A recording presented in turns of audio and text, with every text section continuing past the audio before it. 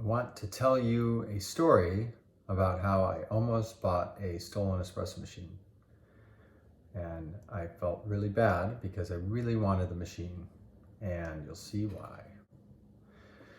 So this was the machine. It came available a few years ago, and I quickly replied. And this thing is huge. I mean, this thing sits on the counter.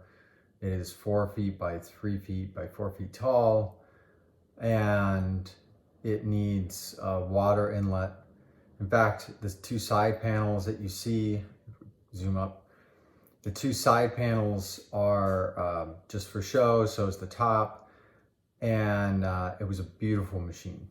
So I actually lowballed it, even though I think the person who owned it just didn't know the value, or maybe they did know the value and they were just trying to get some money.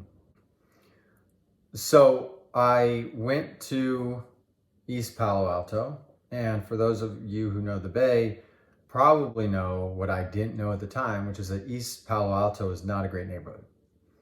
So I walked in and I saw this machine on the floor. He was telling me about it. I was asking where it was from.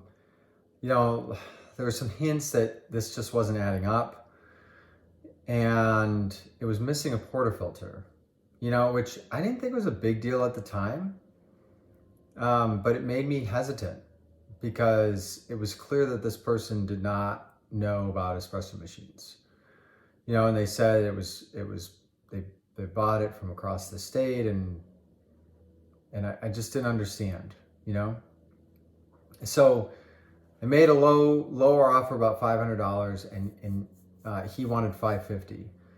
And honestly, if he would have just taken $500, I would have walked away with the machine. But he didn't. He held firm, and I was talking to my wife, and my kids were in the car waiting for me, and discussing with her because in California there's not much space in the house, and so it would sit in the garage, and I didn't quite have a plan on when I was going to use it. But it was a beautiful machine. So through a bit of back and forth, I was looking at some of the pictures on the walls. They didn't look like him. Something wasn't fitting right. So I said, let me think about it, because it's a size issue of fitting in my house. And he goes, oh, well, I have some other espresso machines. So he showed me another one in the kitchen, right? And again, if you're really into espresso, how do you not understand about the portafilter, about how the machine works? Like, he was lacking on knowledge when he really should have had knowledge. So he shows me another machine that I believe was like a $1,500 machine. And it also did not have a portafilter. And I also said, no, I'm not interested. So then he pulls out this machine, a Ponte Vecchio.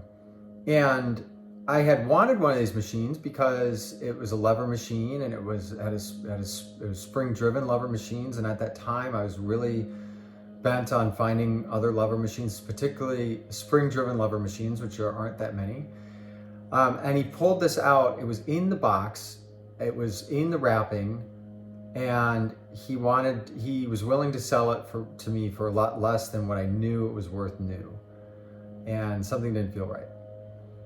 So I left, and I felt like I regretted it a lot because of the first machine and even this machine, but at the same time, I really knew, I had that intuition that this wasn't right, and I couldn't buy something like this that I was going to use and have on my counter and know that it was stolen.